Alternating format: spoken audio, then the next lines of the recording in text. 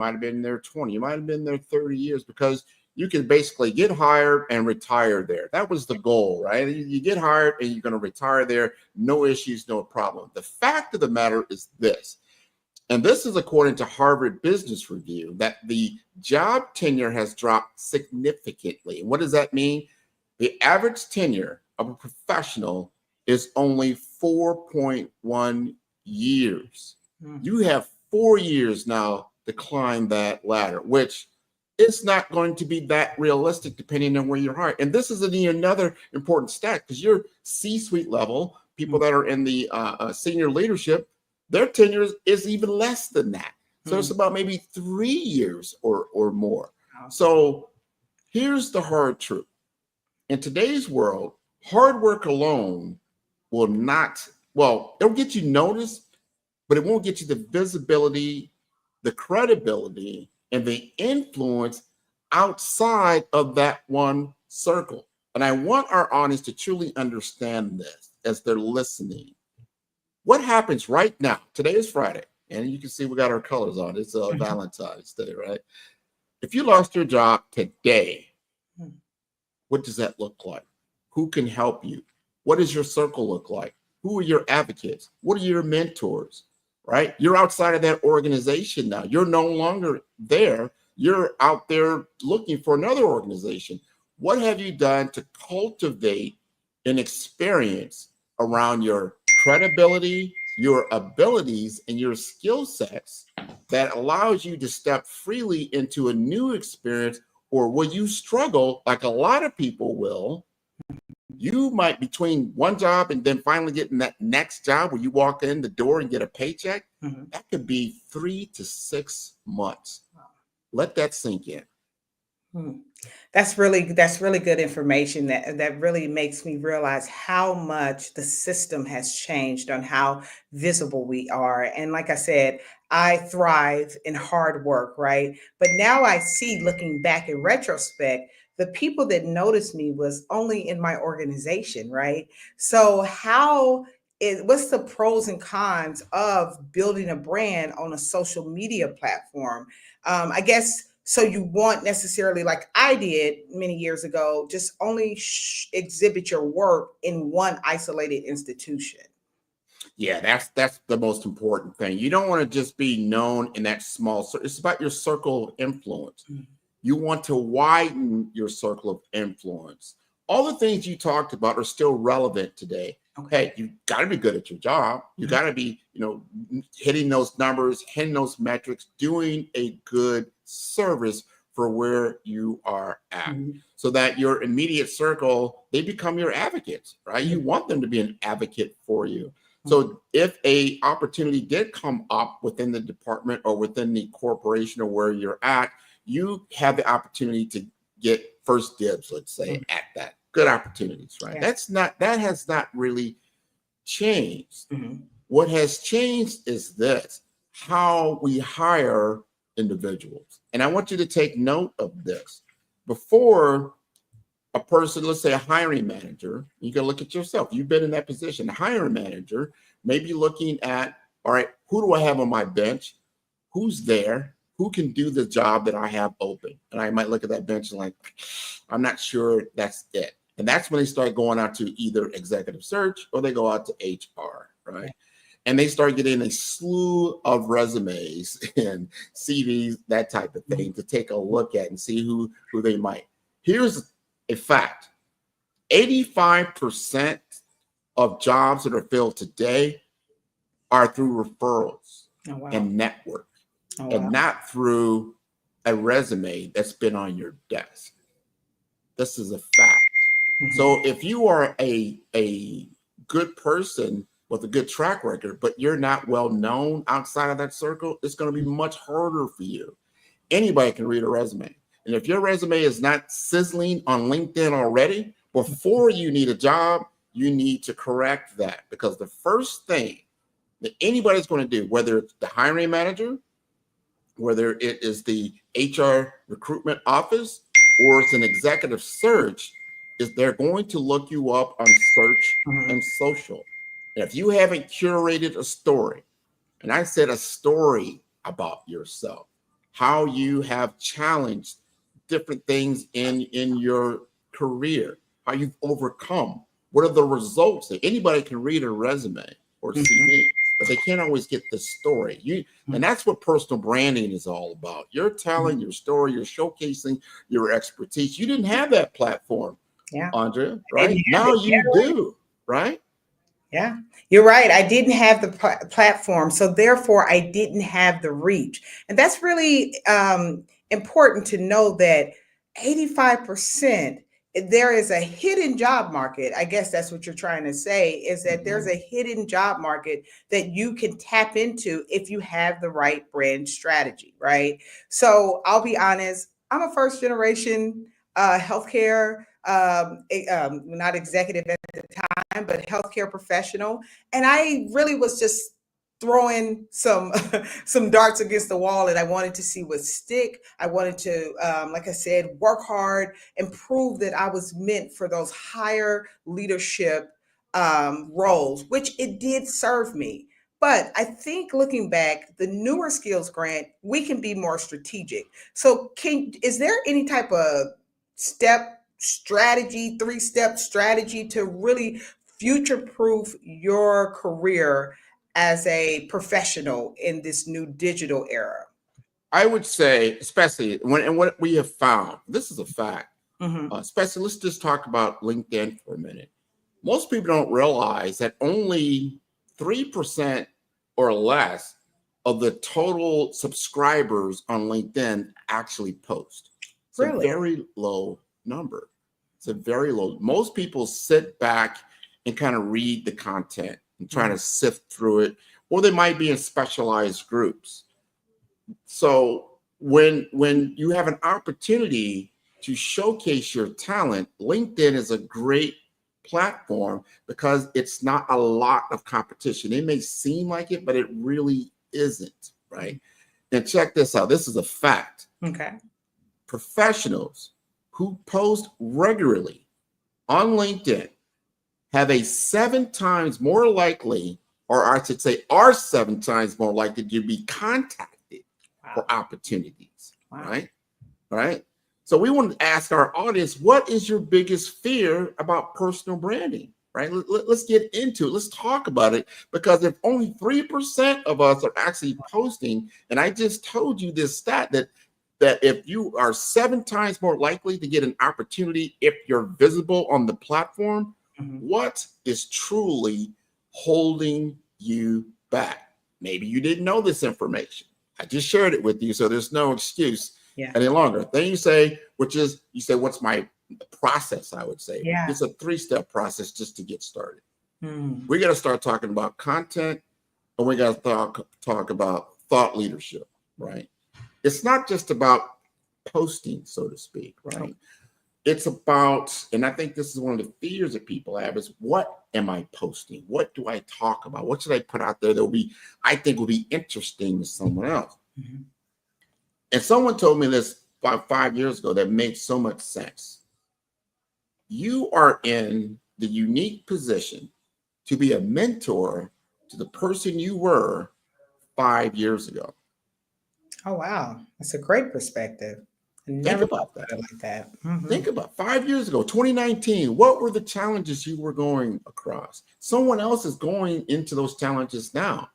And because you have overcome, you mean you've been through the entire life cycle of that. You've gone through the challenge. You've gone through the transformation arc, the beginning, the during, and the end of that whole experience. And then you could begin to talk about it, whether it's a project or something that was work-related or industry-related, right? People want trends. They want insights about certain subjects that they just can't get by Googling for the information, right? So if you share insights that are content rich in your specific area of expertise, in your zone of genius, on LinkedIn at least once a week, you're going to get noticed, because when someone does start to look you up, they're going to start seeing insights, not just standard everyday commoditized information, right?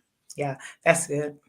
You like that? Yeah, so I love that. Now we go to step 2, networking and visibility. Now, as you stated, networking used to be one-on-one, person-on-person. I go to an industry event meeting, I'm going to network, and I'm going to get visible. That still works today. But what if you could 10x that, 100x that, utilizing a social media platform similar to LinkedIn, where you're not just talking to a small group of 5 to 10 people, but you're talking to 50 to 100. Let me give you an example. A lot of people like emailing, like they go to email, right? You can email people. You may send, I'm just going to say 300 emails. That's a lot within a 1 week period of time.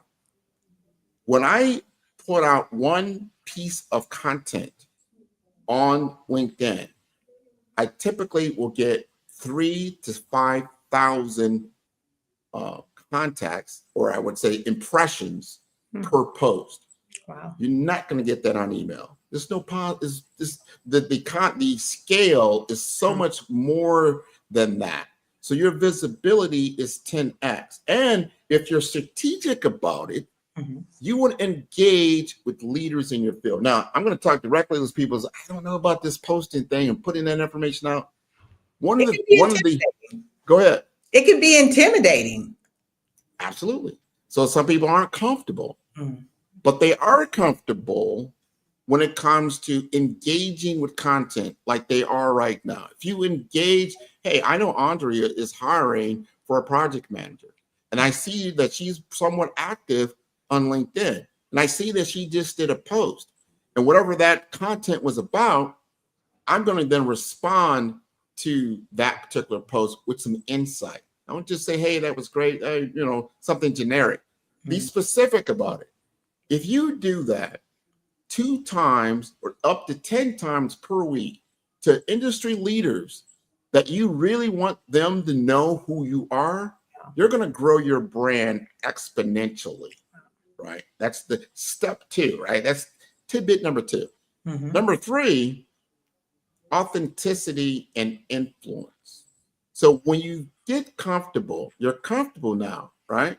You're starting to share content. You've got thought leadership. You know how to do this. You're starting to network. You're starting to engage. Now you want to get to where you're authentic with your influence. You start to step it to another level. Start sharing actual stories in your own life. Maybe that was 5 years ago. Those particular lessons, those particular insights. You start to engage and be very authentic. There's a guy that I love. This guy.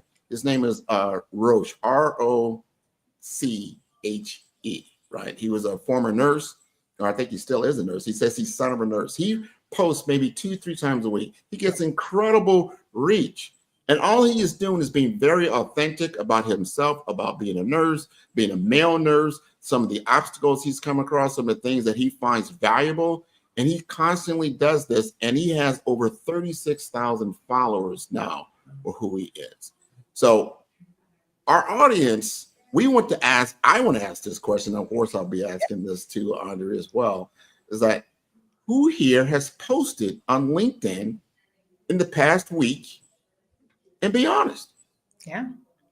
And most of all, Grant was saying that. And whose posts have you actually engaged authentically with in the last week? So that's a great question. And that's a great, fantastic. And it says, wow, that is a surprising statistic. I'm surprised with that statistic as well, because like you said, it's not just taking a voyeur, just overlooking the surface level of LinkedIn. How are you really engaging? How are you really showing up? And like I said, I'll be honest, when I was ascending in my career, I took a more old school approach of climbing the career ladder. So I had to physically show up to doctors and scientists and introduce myself. But what you're saying, Grant, is that it's a new day, and it's a new way to really 10x your approach.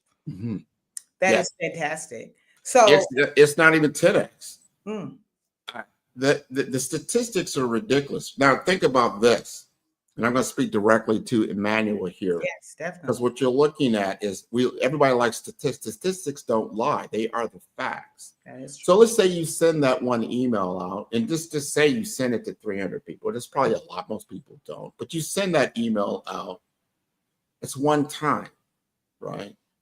When you post on social media, it's something that's selling. Let's just pay it like this: selling or influencing on your behalf Mm. for days, for weeks, for months, for years, Yeah. because it doesn't just go away. How many emails do you go back to Mhm. and reread? Yeah.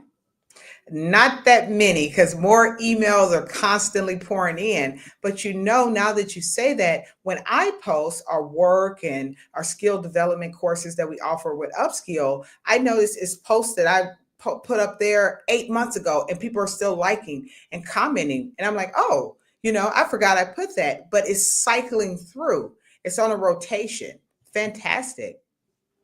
Yes, So we have Barbara here, and she said, yes, proud to say I've posted on social media this week. Fantastic, Barbara. This is the skill that you really need to, like you said, stretch your visibility. And I love the point that you said. Don't just say, because I noticed on LinkedIn, you can just have nice job, great work, and that quick response. Really take the time and be strategic and show up authentic in a way that people can allow you to stand out and you can connect with them on a deeper level.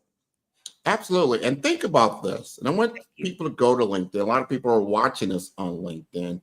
There are several different ways of interaction. You can post, you can write an article, you can have an event, right? You can post a document there, right? Take a PDF and it'll just kind of flow through.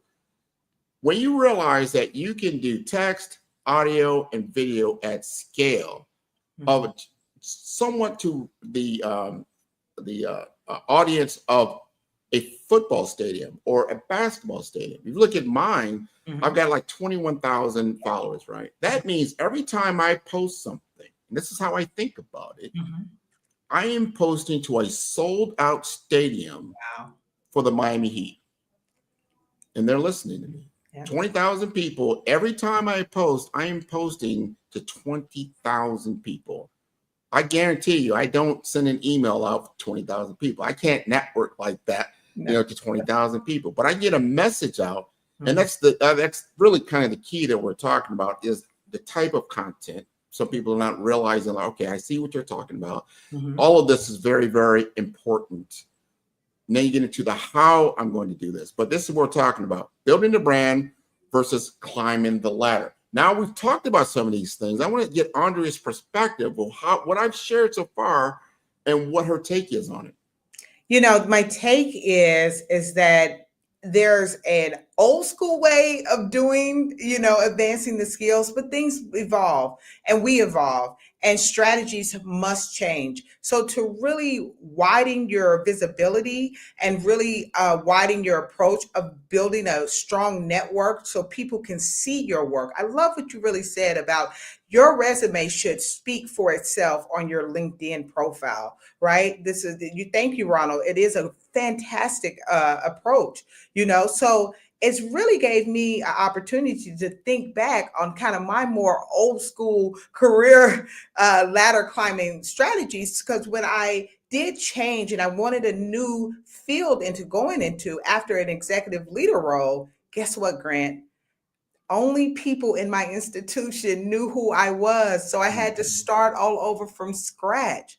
But this is kind of the point of staying ready to keep from getting ready, right? It's about you showing up on this platform and really engaging in a meaningful and smart way to keep up with the new skill and the digital arena that we're all playing in on a daily basis. I'm going to share a story, and I want our audience to really, really tune in to this. That applies to everybody. And it's a story about a king in a kingdom. He was elected king in this kingdom, and they had a tradition. Now you could be king and you would rule for like 4 to 5 years, but after your rule of being the king of this beautiful kingdom, Mm. you will be escorted to the boundaries of the kingdom and released into a wilderness. Like, wow, that's the cost to being the king. Mm. So this particular king, he said, you know what, I'm going to do something different. I'm going to rule for those 4 years, but while I'm ruling for those 4 years, I'm going to be building in that wilderness a new kingdom. I'm going to put in a whole new civilization ready for me. So when I am escorted to the edge of the kingdom, I will have a whole new experience ready for me. That is what I'm talking about with personal branding. While you are now in your position, you have a job, you have a career, you have a business, and you're doing the things you need to be doing on a daily basis.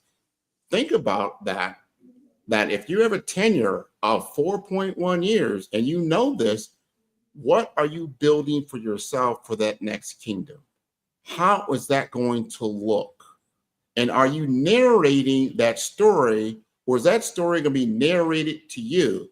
So when you're handed, hopefully not, you're handed that pink slip. And this happened to me 5 years ago. You asked me, like, I'll tell my own story. 5 years ago, Yeah. I was handed my pink slip, and I was like, wow, what do I do next? And I had not curated my next step that I thought, but I had built out such a brand at the point that people were coming to me and asking me, hey, Grant, you have such a great brand that you've built on LinkedIn.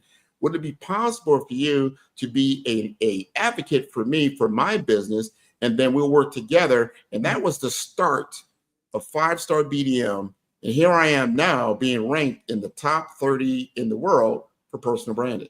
There we go.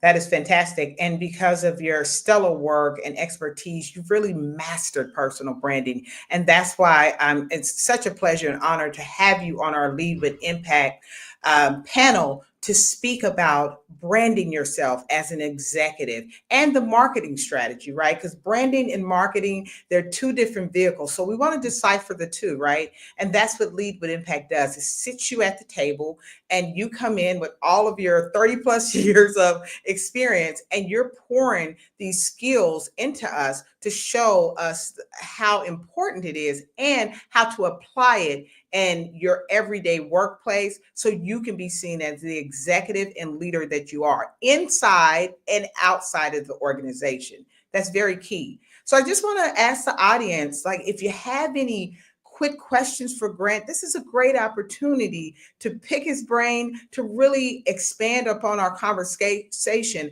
of, like I said, the more dated strategy that I use, brick by brick, email by email, handshake by handshake, and how we've evolved as a society, right? With new tools right at our fingertips.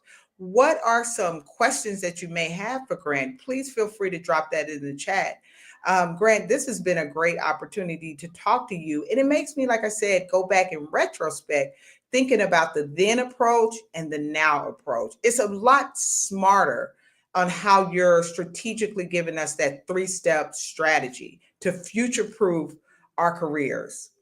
100%. Let's give you for instance, I sold about in my career maybe over $500,000 or $500 million worth Mhm. of services in information technology, health tech, and the like. I've had counterparts that sold probably 3 times more than that. Mm. However, they're not visible.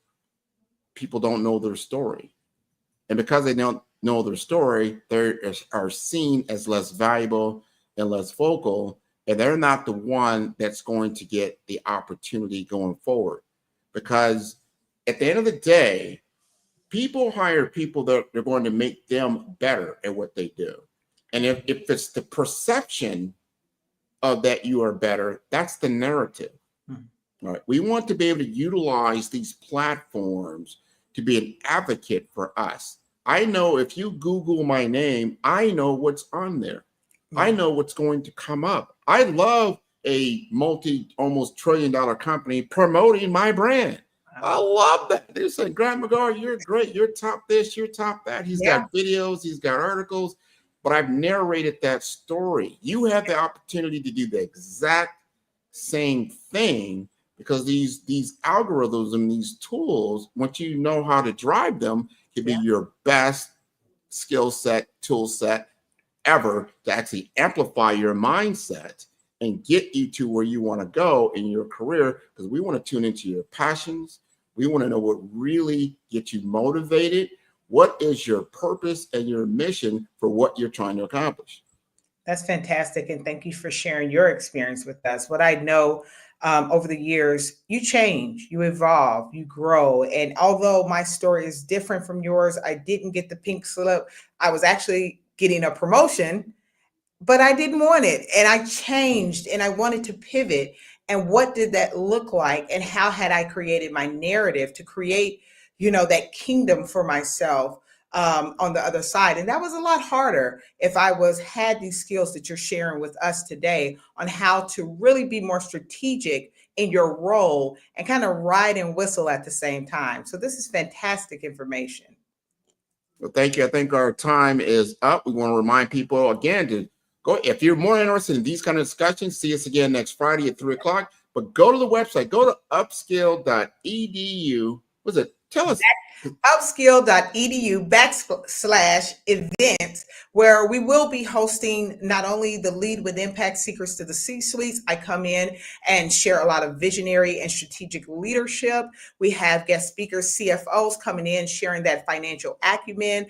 World-renowned leaders such as Grant McGaw, really taking us deeper into an executive and marketing approach so you can speak the language of leadership. We even have a special guest, keynote speaker, Rosemary, coming in to teach us how to speak like a leader without saying a word. I love the art and the mastery that's going to take place at Lead with Impact. So definitely go to upskill.edu/events and secure your spot today. This is going to be a fantastic 2-day event at Miami-Dade College, March 22nd Wonderful. to March 23rd. And we'll see you there, or we'll see you next Friday on our next live event. Absolutely. Happy Valentine's Day. Valentine's. Bye.